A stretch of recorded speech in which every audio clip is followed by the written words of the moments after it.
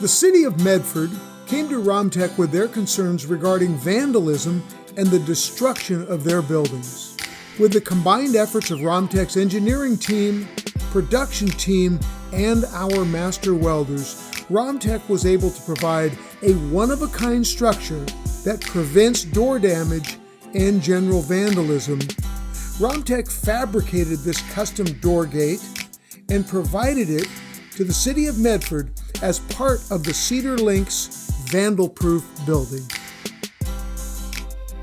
The Cedar Links building also includes a motion sensor that switches on a red light in front of the building if someone is inside.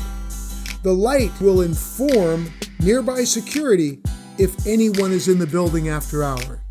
The Romtec Vandal Proof restroom design utilizes a single access hallway entrance with the men's and women's restrooms on opposite sides.